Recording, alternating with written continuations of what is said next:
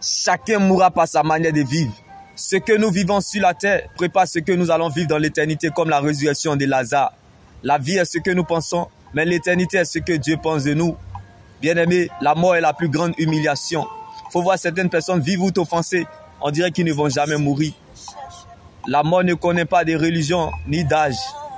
Que tu meurs riche ou pauvre, cadavre c'est cadavre, bien-aimés. Nous vivons le plus longtemps sous la terre que sur la terre. Nous ne sommes pas des résidents, mais des voyageurs.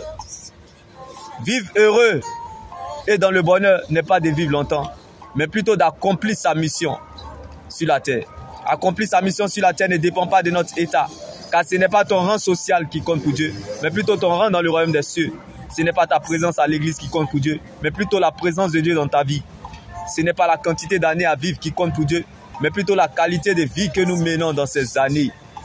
Bien-aimé, tu peux tout avoir sur la terre et rater le ciel. Si tu n'as pas Jésus, tu auras perdu ton existence et raté ton éternité avec Christ, bien-aimé. Tu peux avoir tout l'argent du monde, mais le jour que Dieu t'appelle, tu n'es plus rien, bien-aimé. L'histoire ne se souviendra pas des problèmes que nous provoquons, mais des problèmes que nous résolvons. Le christianisme, dans sa vraie forme, n'est pas une religion, car la religion ne sauve pas.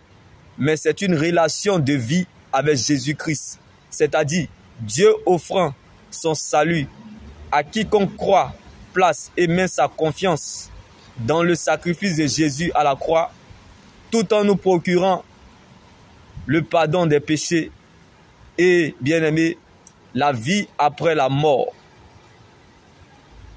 Le ciel après la mort, bien-aimé. Donc ne laisse personne te priver de ton éternité, qui est l'enjeu majeur de ton existence. Reste focalisé sur le Seigneur Jésus-Christ seul, car la preuve, la valeur et la raison de ton existence, c'est ton salut en Jésus-Christ. Bien-aimé, la vie est un mensonge. Seule la mort nous dit la vérité. La vie est comme l'emballage d'une enveloppe. Pourtant, tu le sais, la valeur d'une enveloppe, c'est son contenu. Alors, sauve ton âme. Si tu conserves ta vie, tu la perdras. Mais si tu perds ta vie à cause de Dieu, tu la retrouveras. Car bien-aimé, lorsque tu mourras, on ne dira pas que ton corps repose en paix, mais que ton âme repose en paix. Quand tu mourras, on ne dira pas que ta beauté, ta richesse, tes voyages, le succès, la réussite, ton mariage repose en paix.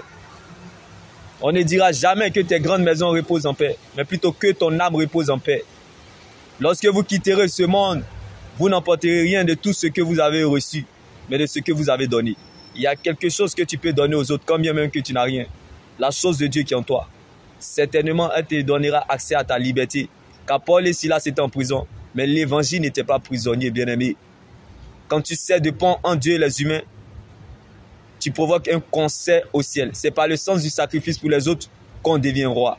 La grande et vraie foi, ce n'est pas de s'en sortir dans la vie, mais c'est de sortir victorieux des épreuves de l'éternité. La grande et vraie foi, ce n'est pas d'obtenir des choses pour soi-même, mais pour les autres, en étant à leur servir, aider et relever et soutenir, bien-aimés. Si Dieu vous utilise pour retirer la douleur de quelqu'un ou donner de la joie à une âme, vous êtes plus qu'un milliardaire. Alors gardez précieusement et jalousement le don et la grâce que Dieu vous offre. C'est là votre plus grande richesse. Que la joie du Seigneur soit votre force et votre partage. Et que Dieu prenne la forme de ce qui vous manque. N'oubliez surtout pas, la vie est ce que nous pensons. Donc le diable cherchera toujours à te montrer ce que tu penses. Mais l'éternité est ce que Dieu pense de nous. Dieu te fera toujours apprécier ce que tu es. Car ce n'est pas la joie du moment qui compte pour Dieu, mais plutôt la finalité de son plan qu'il a déjà établi pour votre vie. Donc tu ne deviendras pas autre chose que ce que Dieu a planifié, programmé, décidé. Car les hommes tracent, mais c'est Dieu qui écrit l'histoire. La meilleure prédication, c'est votre propre histoire avec Dieu. Donc vaut mieux ramper avec Dieu que de courir avec Satan et finir en enfer. Car il n'y a rien que le diable va ajouter sur votre vie que Dieu ne vous a pas donné. Shalom.